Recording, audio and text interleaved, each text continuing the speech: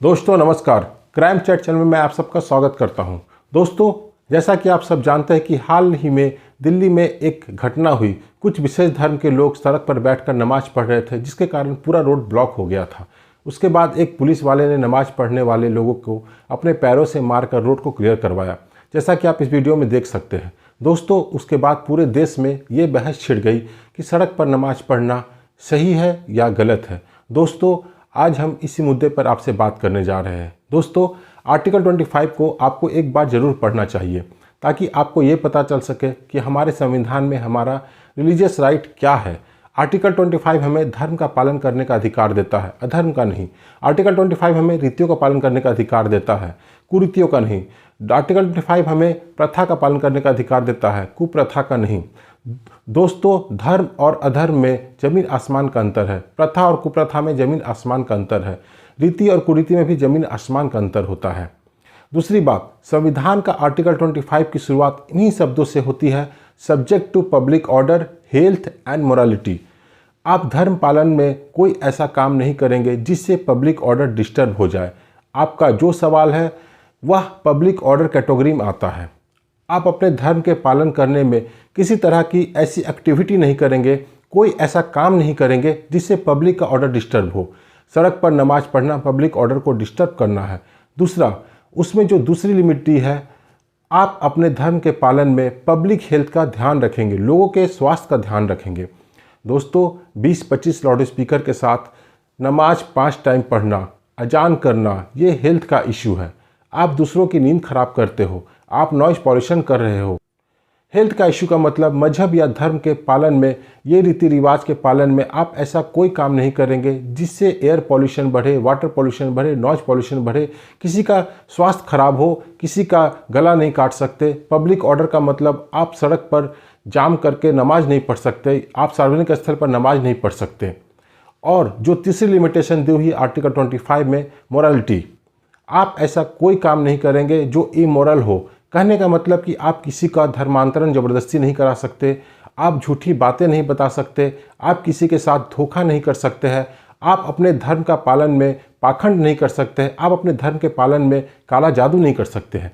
Morality का मतलब किसी को लालच देकर, किसी को बहला फुसलाकर, किसी के साथ अपना हुलिया बदलकर, किसी के साथ धोखा करके, किसी को शराब पिला के, किसी को नशा देकर या पैसा देकर धर्मांतरण कराना, ये भी आर्टिकल 25 का उल्लंघन है और पूरे तरीके से गैर संवैधानिक आर्टिकल 25 के बिल्कुल खिलाफ है। जो आर्टिकल 25 हमें धर्म पालन का आज़ादी देता है, वही आर्टिकल 25 सरकार से कहता है आप पब्लिक का हेल्थ का ध्यान रखो। पब्लिक का हेल्थ खराब होने नहीं चाहिए किसी एक व्यक्ति या किसी विशेष धर्म के धर्म पालन से। जो आर्टिकल 25 हमें धर्म पालन की आज़ादी देता है, वही आर्टिकल 25 सरकार को कहता है इमोरल काम नहीं होने पाए, अंधविश्वास ना फैलने पाए, धोखा ना फैलने पाए, किसी को ज़बरदस्ती धर्मांतरण ना होने पाए। आर्टिकल 25 हमें धर्म की आज़ादी देता है, वही आर्टिकल 25 सरकार को इंस्ट्रक्शन देता है कि आप पब्लिक ऑर्डर मेंटेन करो, आप लोगों के स्वास्थ्य का ध्यान रखो, कोई इमोरल काम नहीं होने दो। और सबसे बड़ी बात, आर्टिकल 25 के आड़ में जो ये चल रहा है, वास्तव में संविधान की धज्जियाँ उड़ाई जा रही है। पूरी तरीके से ये गैर संविधानिक है। संविधान के नाम लेकर सेकुलरिज्म की आड़ में जिस तरह से आर्टिकल 25 और धर्म का सहारा लेकर पूरे देश में ये जो हो रहा है, ये गलत है। आप जरा कल्पना कीजिए, जिन स्थानों पर घंटा 2 घंटा सड़क पर कब्जा करके, सड़क पर जाम करके और नमाज पढ़ी जाती है, अगर उसी स्थान पे मंगलवार को सुंदरकांड शुरू हो जाए, सुंदरकांड करने में 2 घंटे लग जाएंगे, तो 2 घंटे मंगलवार को सड़क जाम हो जाएगा। वहीं पर सोमवार के दिन जो शंकर जी का दिन होता है, वहाँ पर महामृत्युंजय का जाप शुरू हो जाए, जिसे करने में 5-6 घंटे लगते हैं। फिर एक बार सब लोग संडे को इकट्ठा हो जाए और बोले कि हम यज्ञ करेंगे, यज्ञ करने में 2-3 घंटे लग जाते हैं। जिस तरीके से शुक्रवार की प्रथा शुरू हो गई है, अगर इसे नहीं रोका गया तो हर क्रिया के विपरीत प्रतिक्रिया होती है। सोशल मीडिया एक्टिव हो चुका है, युवा जाग गया है, सोया हिंदू आज जाग रहा है। संविधान का मतलब ऐसा विधान जो सब पर समान रूप से लागू हो। अगर ऐसा होने लगा तो पुलिस, सरकार, राज्य सरकार या केंद्र सरकार ये नहीं बोल पाएगी कि भाई आप फ्राइडे को नमाज पढ़ सकते हैं, लेकिन आप सोमवार को शिव जी की पूजा नहीं कर सकते, मंगलवार को सुंदरकांड नहीं कर सकते, या फिर संडे को आप यज्ञ नहीं कर सकते। आर्टिकल 25 में जो 3 लिमिटेशन है, पब्लिक ऑर्डर डिस्टर्ब नहीं कर सकते, दूसरों का हेल्थ खराब नहीं कर सकते और इमोरल काम नहीं कर सकते हैं, वो तीनों का वायलेशन होता है अगर आप सड़क जाम करके नमाज पढ़ते हो या रिलीजियस एक्टिविटी करते हो। एक बात तो आप भी जानते हैं, लाउड स्पीकर का आविष्कार 200 साल पहले हुआ है, जबकि नमाज पढ़ी जा रही है 1400 सालों से। तो इसका मतलब ये है कि लाउड स्पीकर और मजहब का कोई लेना देना नहीं। अब जैसा हमारे देश में लोगों का लाइफ स्टाइल हो गया है, लोग देर रात तक काम करते हैं, एंटरटेनमेंट करते हैं या पढ़ाई करते हैं, सुबह वो चाहते हैं थोड़ी देर तक आराम से सोए और सुबह सुबह 10-15 लाउड स्पीकर के आवाज़ होना शुरू हो जाता है तो डेफिनेटली वो सो नहीं पाएंगे और इसका असर उनके हेल्थ पर पड़ेगा। ये पूरी तरीके से संविधान का उल्लंघन है। दुनिया के कई देशों में ये बंद हो चुका है और इस पर बैन लग चुका है, सिर्फ हमारे देश में ये शुरू है। अब तो किसी को लाउड स्पीकर की ज़रूरत नहीं, क्योंकि सभी के घर में घड़ी है, मोबाइल है, उसमें अलार्म है, जिसको सुबह सुबह रिलीजियस एक्टिविटी करनी है अलार्म लगाकर आराम से उठकर वो अपना चला जाए। ऐसा नहीं कि अगर आप घर में नमाज करते हो ऊपर वाला खुश नहीं होगा और अगर आप सड़क पर नमाज करते हो तो उससे ऊपर वाला आप पर कुछ ज़्यादा ही खुश हो जाएगा, आपकी बात सुनेगा। नमाज तो नमाज है, आप अपने छत पर पढ़िए, अपने ड्राइंग रूम में पढ़िए, जहाँ आपको सुविधा है वहाँ पढ़िए। ये सड़क पर ही क्यों?